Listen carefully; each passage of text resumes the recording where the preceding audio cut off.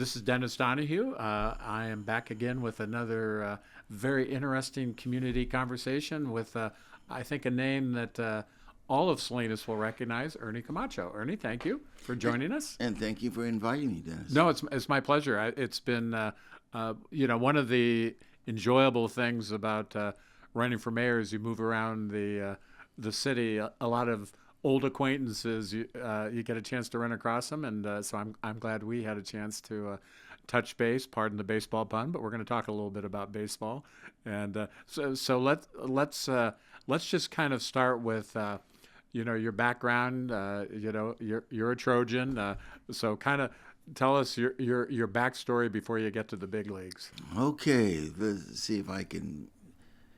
Started at Alice. Well, actually, Little League, I started Gene Robinson. I'm very proud to say that, the person, Gene Robinson, donated that Little League park for $1, from what I understand. Right.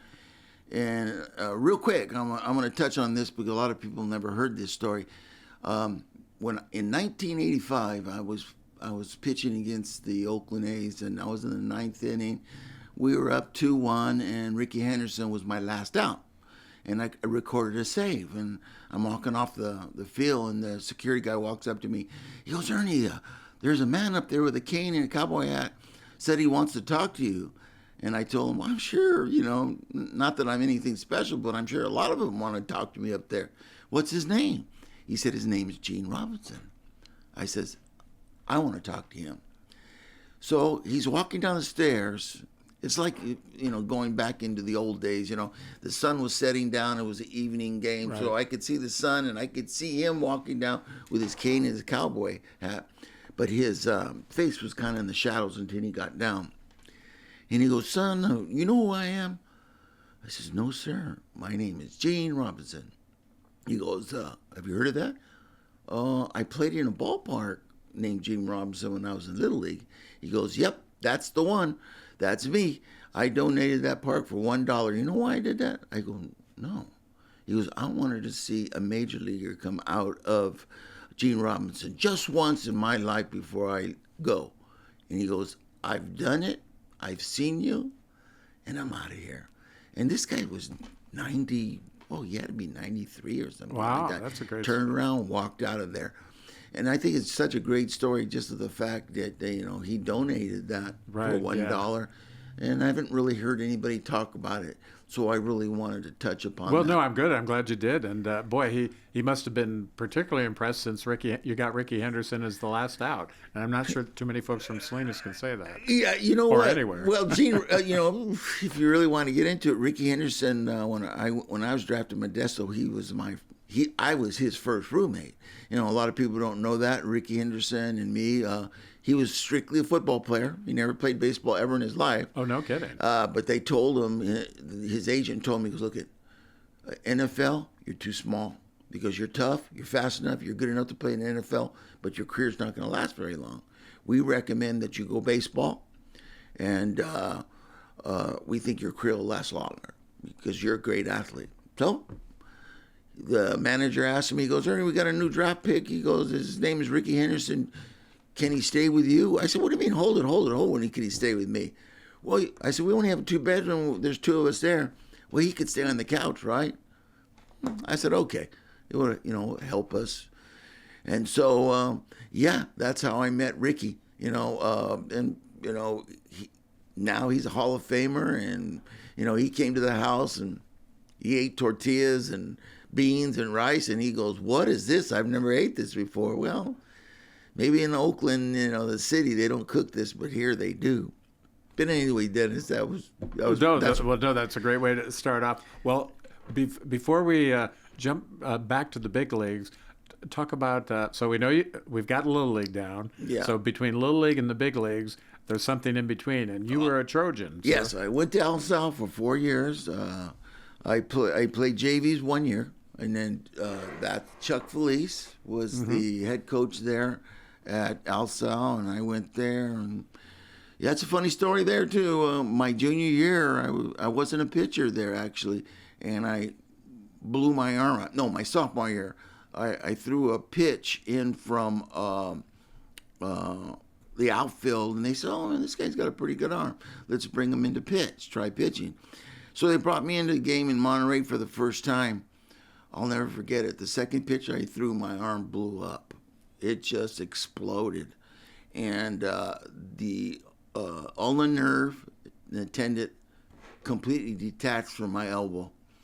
And so they took me to the hospital, and it was like elephantitis, my elbow. And the doctor looked at it, because you got to remember, Dennis, this is before Tommy John. This is That's what they I'm looked thinking. at. They looked at that and he said, "I'm sorry. There's nothing we can do to help you." "What do you mean? You'll never play baseball again." I go, "What do you mean?" "Son, you got to understand." They showed me a diagram. This is your tendon. This is how you throw the ball. It came off the bone. We can't glue it back on there, and we can't go in there and sew it back on there. You're done. So they just put a rubber cast, as they say, on it because it was swollen up, and sent me home and said, "You'll never play again." Well, one day I was playing in the street. I'd say about 6 months after that, I was playing catch with football. My dad see me throwing it. He goes, "Does that hurt, son?" I go, "No, Dad, feels fine." "Then you go back and play baseball. I don't care what the doctor says. You go back and play." Because it hadn't been 6 months. He said I never could play again. And guess what? They put me back in my old position in center field. But instead of throwing it to second base, I could literally throw it from center field all the way to home. And they go, "Something's wrong here." They go, "That hurt?" I said, "No, feels fine." So they brought me in. And that's what the end of that story. I was throwing almost, they got me at 101, In high school? in high school. Oh, no kidding. And then that's when, the Angels started looking at me. I was going to say, you're going to get some attention with that. Got a little attention.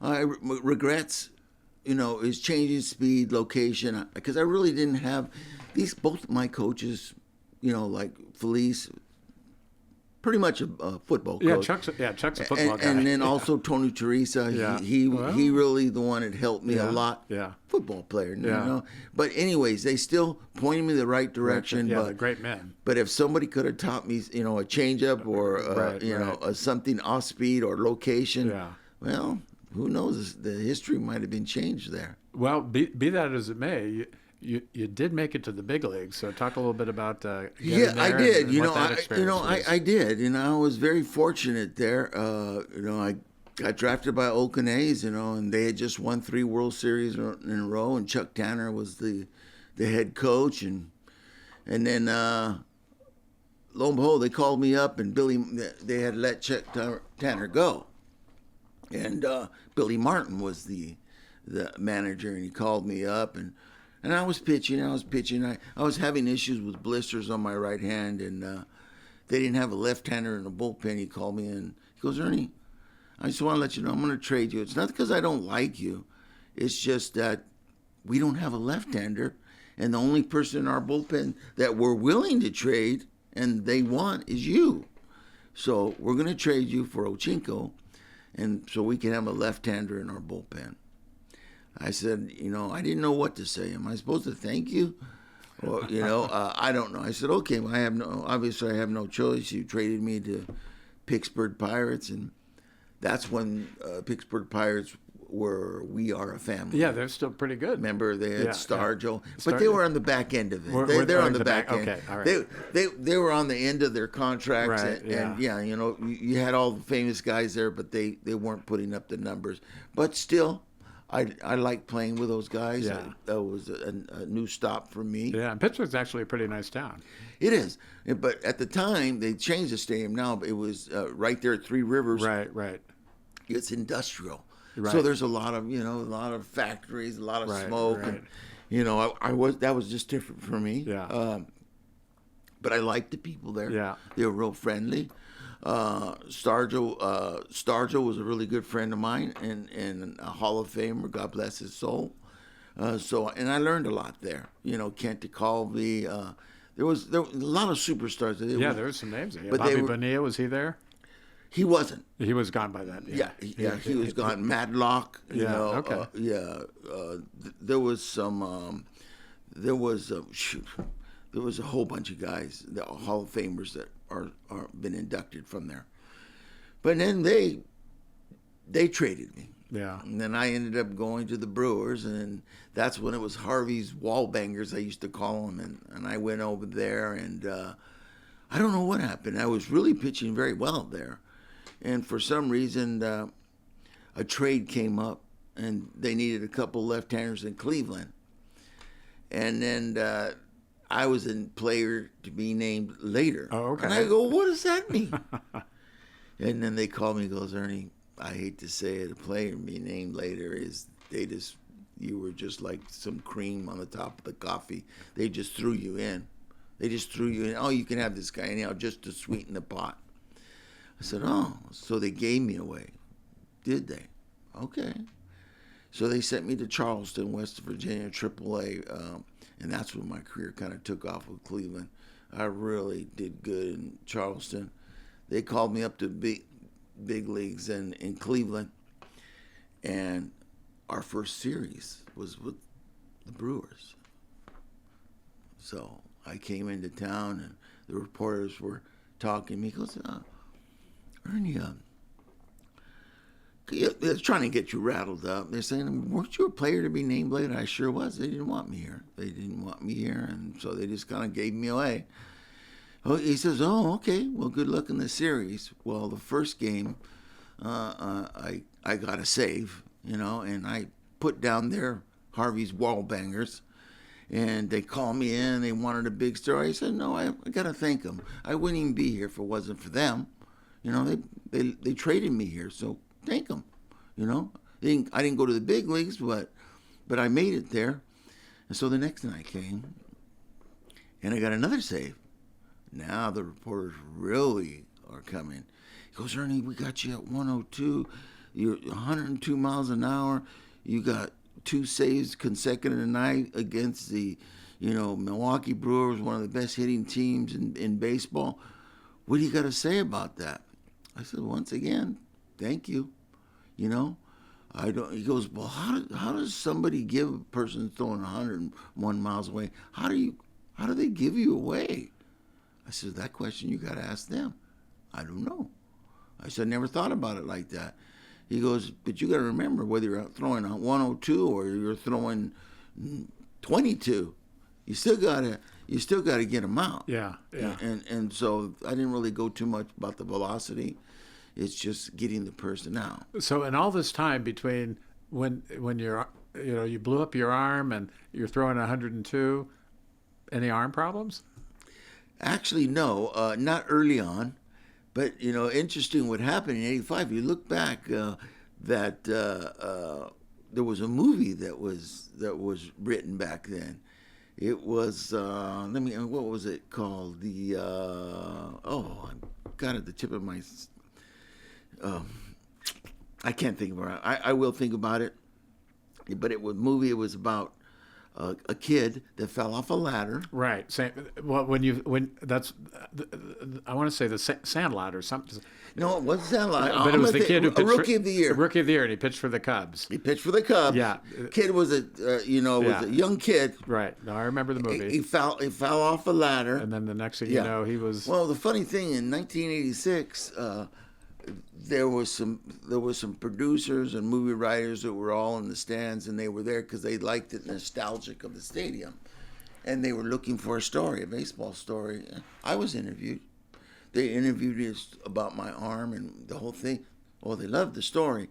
So to make that story short, the movie came out 3 years later. The ball player wore glasses.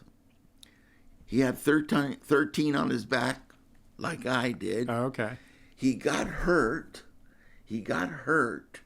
Came back throwing 100 miles like I did. Yeah, there you go. And so there was a lot of similarities, and you know what? And I told a lot of people that movie was written about me. Yeah. And I don't care what anybody says because they did the story in the Cleveland. Herald at the time. They did that story. Well, so even back then you were an inspiration to others, which we're going to get to.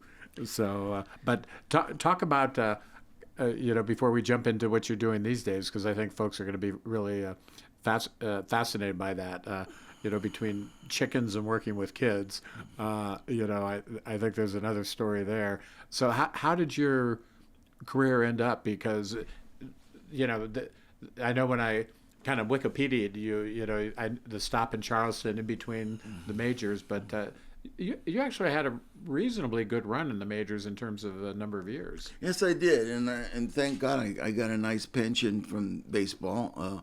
But ended up with St. Louis Cardinals. Okay. Probably one of the best organizations I ever played with because of the history they have. Then I went to Mexico, hurt my arm. I was 32. I hurt my shoulder. Even there's a lot of guys in the big leagues right now still at 30. And I probably could have did it, but I had to make a choice. Once again, I didn't have the education. I had a high school education, went to Hartnell for 2 years, didn't graduate. So I'm going, hey, Ernie, you need to get a jump on this. It's not like I got, my master's degree or my AA or BA to fall back on. And he goes, it's time to make a move. So I did. So I came back and I got a couple offers to go back, but I said, you know what? At my age, it's time for me to make a move. And so I did. So the Cardinals was the last team I played for. And went to Mexico, hurt my arm, and that was it.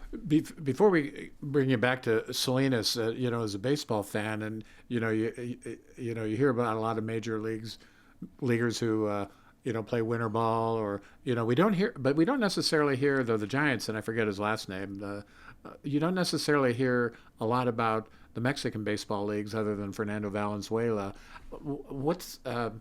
What's that league like? Well, I'm surprised we haven't talked about that, Dennis, and you bring that man up. I played with him. Oh, you did? I played with him in Guadalajara. A lot of people from Mexico can, my mom was born in Guadalajara. Los Charos is what they were called, the Cowboys. Right.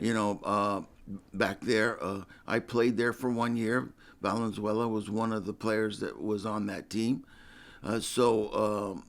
It was different, but I also played in Venezuela, so yeah. That was kind of scary. And that right there will make you appreciate living in the United States, going to school. These kids here, they complain, oh, I got to go to school. Oh, we got rules. Over there, you don't get to go to school. It's a privilege to go to school. And that privilege, if you meet that privilege, then you financially have to afford it. Women have to be in their house no later than 6 o'clock, or they're arrested. A woman cannot be on the street after 6 o'clock when I was playing there. And that was, so that would have been in the 90s? Early 90s? Oh, I was with Pittsburgh, so early 90s or late 80s. Okay, all right. Yeah. All right. I don't know. All I know, one thing is, when I played there, when I went home, one government let me in, and I had another government. I had to ask for another government to go home. That was scary. Yeah. Because they had a coup. They were shooting in the streets. I'm going, what? I'm up at my hotel and in the capital, Caracas, and they're having their shootout. I says, what's going on? He goes, well, one government's taking court. There's a coup. What the heck? So I found out what a coup was when I got to the border and I was going to go home. Yeah. And I gave him my passport, and he goes, this don't mean nothing. What do you mean? See that stamp right there? We didn't let you in here. You could be a spy. I played baseball. Well, there's a spy baseball player. You go sit over there until we decide if we're going to let you go home. Now, that's scary. Yeah, no, that is. Yeah. So, lo and behold, I sat there for about a half hour, and they said, looks like everything checks out. We're going to let you go. So we got you back. God almighty. But, all right. But, I think some of the kids from if they were to go there and see, they'd appreciate where they're at. Because there's no police officers over there. Right. There's army. They got one army, or they got another army, or they got one want to take over. Yeah. There's no, hey, so if the guy wants to go and take something you have, defend yourself. Yeah. Because there ain't no one's going to come help you. Yeah. The biggest person's going to win over there, or the person with most money. Yeah. So that's sad. Yeah. Well, we got you back. You had some decisions to make. Yeah. So what happens from there?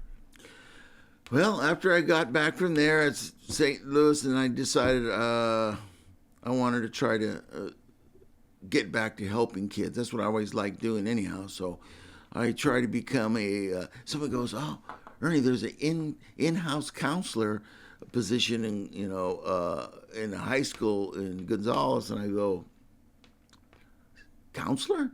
I don't have the education for that." Well, it turned out that was a babysitter job, and but anyhow, I took it and I started there. I was there very little time, and then from there I went to the Alsal Union School District where I had a background with electricity and carpentry and plumbing, so I was there 27 years, and then I retired. Okay, so you worked for the school district? Oh yeah, 27 years. Okay, all right. In the carpentry, plumbing, electricity, and then I retired, and now it's family time with my wife, my kids, and I got brothers and a sister. My mom and dad, God bless their soul, they've passed away, but it's family time, and when I get a chance, I go out there fishing. There you go. That's my life. But you're also doing things with the youth in the community. So I do. Talk about that. Well, it's kind of a sore spot with me. I'm going to continue doing. I think there should be more support for that, but I don't dwell on it too much because no matter what, I'm gonna do it anyhow. And my foundation, I'm one of the only people, ex-pros, whether it be basketball, or football, soccer. None of these ex-pros want to come back and use their, I don't want to say fame, but use the fact that they made it to the big leagues to help other kids. I'm it. I've tried to get other people to do it. It's hard because, everybody's busy and this is volunteer time. But me, I'm kind of selfish when it comes to that because it makes me feel good. So if it makes me feel good, I'm going to do it. So I got this nonprofit foundation. I bring Major League Baseball to Salinas. It's all free. With the supporters, obviously. Without the supporters, I don't have it. I'm still trying to generate more support because everything I do is free. And then we give scholarships to the high school. We give scholarships to elementary. This year, we're writing an amendment to our foundation that is going to include all of Salinas. Before it was just to address the east side, but there's other people that need help too, and so we're going to open it up. So what types of programs does the foundation do? Well, right now, we got a real small budget. So what we do is I do free clinics. Lately I've been addressing the girls' bobby socks because there's a lot of girls and there's not a lot of things that anybody does for free. And this clinic that I do, I put on, it's like anywhere from $300 to $500 free clinic where I dress the bobby socks because they're a if you can't afford it, you still get to play. It's not like traveling ball where you have to be able to afford to play traveling ball. So it's like public baseball, but now I'm doing it for girls and also for boys. But that's what's new now. I'm doing a lot of stuff for the bobby socks. Well, one of the things we were talking about before we got started recording is, and it was a issue when I was the mayor before, and it remains an issue today. We just simply need more playing fields. Oh yes, I mean that. Now you're hitting a sore spot. We got some kids. We got these girls. Out there in San Rita area around on Russell Road, bobby socks there, and it's Gavilan View is the school where it's at. They've been there for years, many years. Well, the community's growing, and they don't have a track there. They don't really have an athletic field there per se. They have grass there where they play. So it looks like the school district is expanding, and they're going to give themselves a track and an athletic field, which they deserve, and it's their property. The only problem is it's going to displace 1,000 young girls are going to have nowhere to go. So it's something that I've been trying to talk to people about to say, I understand what they got to do, but where are these girls going to go? Yeah. Because we're trying to solve problems, and we put these 1,000 girls onto the street. What's that going to do? So, question for you, and your perspective as a ball player, and looking back over the years, how popular, obviously soccer is huge is in the city. You've got the emergence of all the traveling teams, basketball, and even baseball and softball.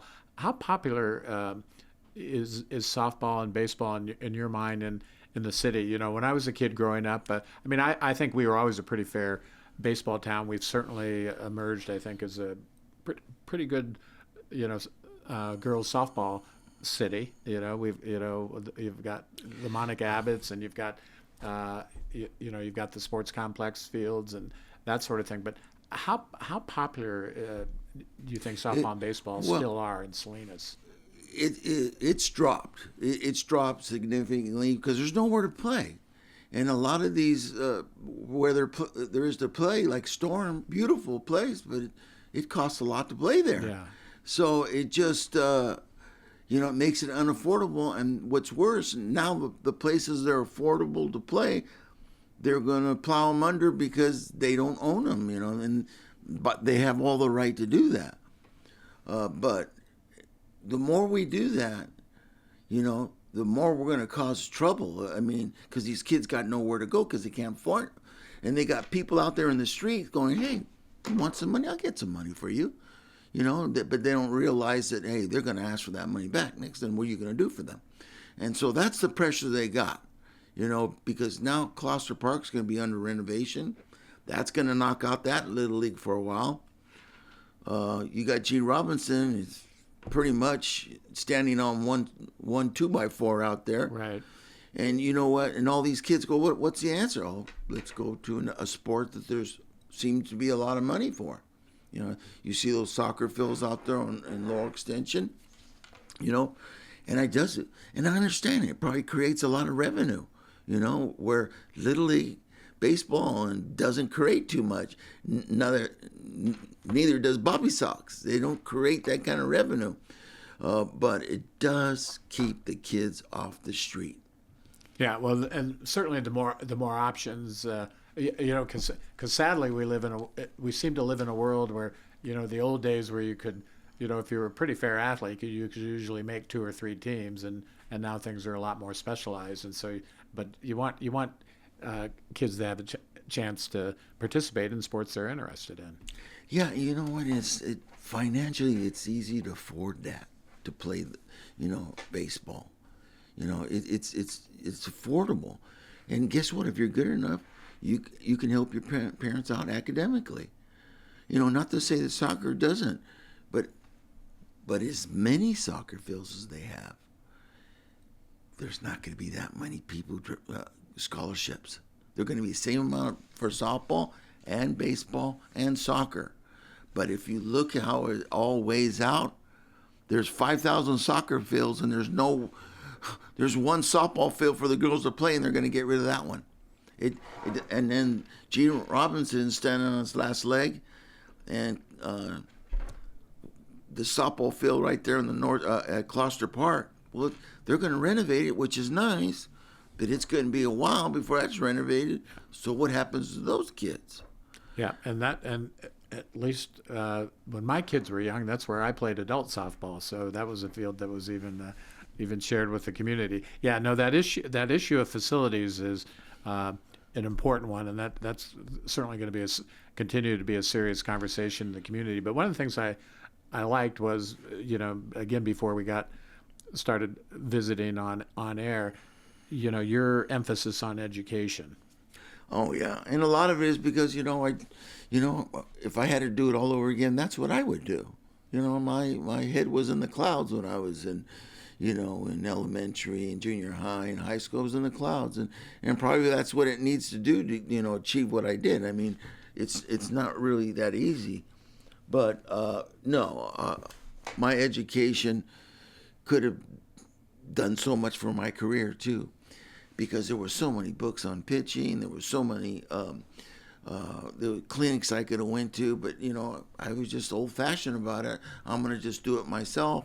I didn't read no books on it. I didn't go to any of these clinics. My parents didn't really have the money to do that, but still, I could have found ways of educating myself. But guess what? I wasn't educating myself in the classroom, so I learned the hard way. And so now I'm trying to promote that and tell these kids, okay, you want to be a pro ball player? There's nothing wrong with that. That's your dream. You go for it. But guess what? Even if you make it to the big leagues, the best ball players in the world only average 4 years.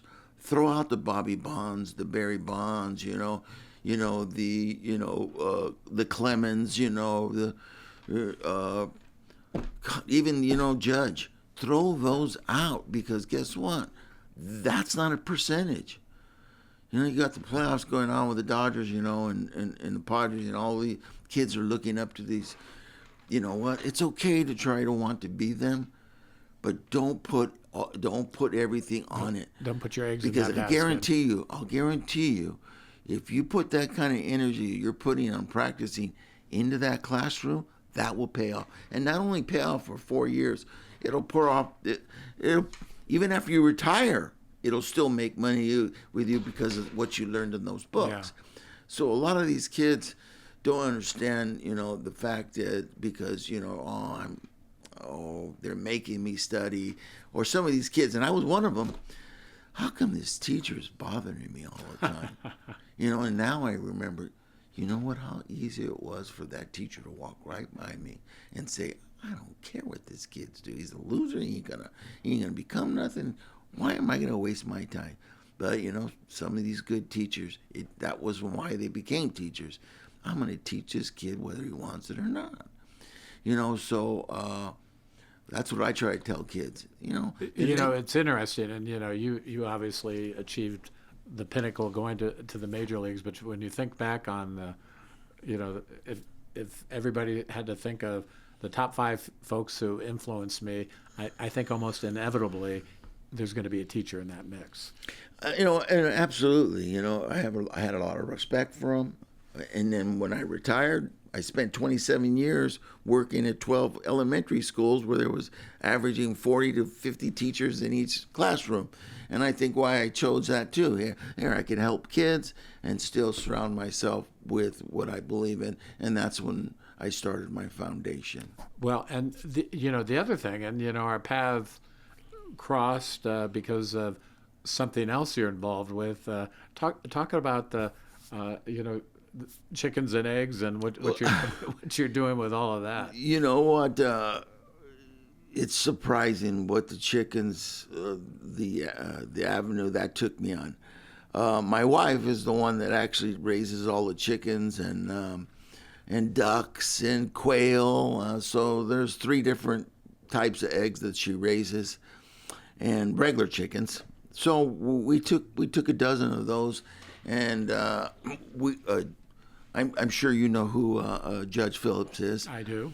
And I wanted to go out there because I know they had kids. They have kids that they're developing into chefs and electricians and carpenters. And I wanted to see what he was going on out there. Well, I was shocked. You've seen kids of all race and color. You've seen kids that were in gangs and different colors, and they were talking to each other. I'm going, what are they going on over here? How are they doing this? And I says, so I talked to Judge Phillips. He goes, you know what? We have a system here that works. He goes, nobody has to be here. They're here because they want to be, and we're not worried so much about history. If they want to read out about history, we'll provide it to them. But we're teaching them stuff that they can turn around and leave, and then they can help their family. They can put money in their pocket. They can help their situation anywhere from waxing and painting cars and mechanics and carpentry and electricians, plumbers. He's doing all this, and plus they feed them. And they actually show that they care. So when I started, when I brought these ducks and chicken eggs and quail eggs to him, and his manager, his name's Lee, isn't it? Is it Lee, the manager out there? Chris Devers? Could be Devers. Yeah, Chris, it sounds more familiar. I think it's Chris. And he turns to him and he goes, "How come we don't have chickens?" He goes, "I don't know." I said, "You can start writing it down." And then he looked at me and I said, "Well, if you ever want to develop that, my wife's pretty good at that. And so we can help you." He said, "Well, we got to build them first." I said, "Okay."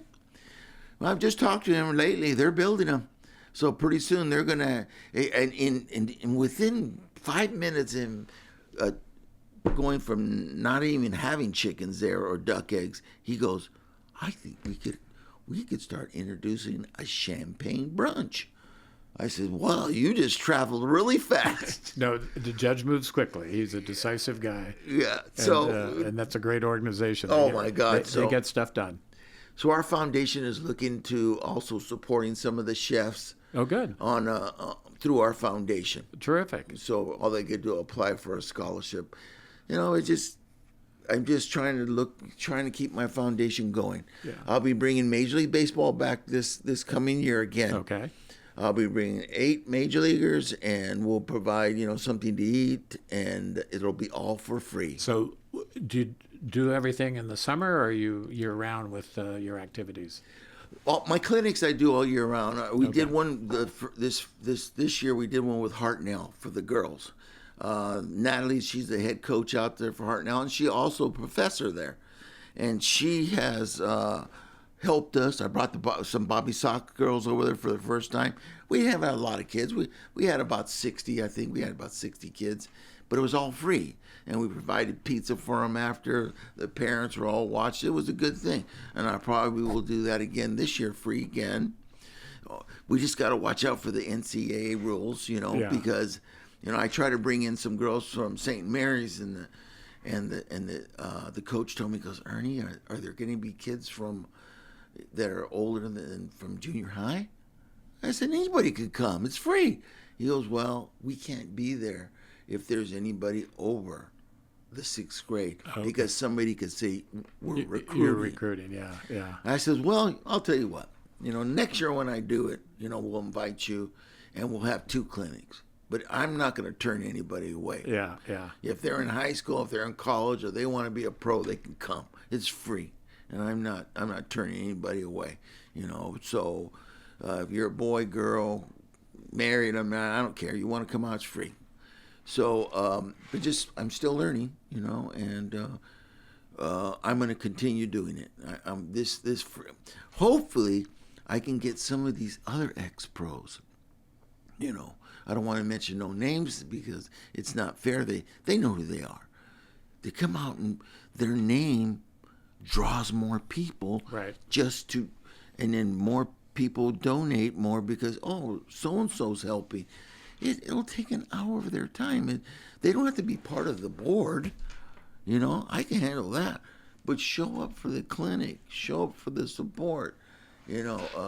So these future people that go to the pros from Salinas, they'll say, "Hey, I'm going to give back when I'm done. I'm going to give back." Well, and I think that's a great note to finish on. Because what I've certainly observed is, just being in the community, of course, but then particularly when I was the mayor, this is a city that, its heartbeat is folks like yourselves or organization.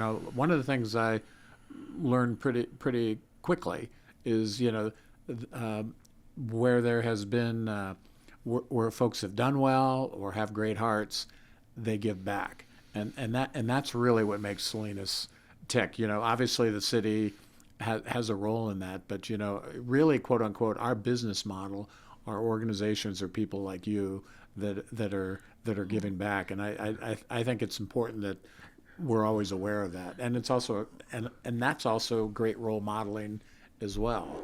Besides career, family. Well, I appreciate that, Dennis, but also we're the boat's rocking a little bit here in Salinas. I mean, it's no news to anybody, and we need somebody to right the ship. And obviously, when you were running it before, I mean, this is my perspective. You know, many people can think what they want, but you know what? The ship was we were going in the right direction at least. You know, things gonna go up and down. You know, as far as homeless. Places to live. Affordable place to live. But at least you're not hiding from them. I seen you talk about it. You're addressing all the tough issues. Anybody can go out there, and you got the experience. I mean, God bless the other guys that are in the race, but guess what? I don't, in my opinion, once again, we need somebody that's been there, done that. And God bless you if you're trying to throw the towel in to help, but I think we don't need to take a chance on if a person can do it.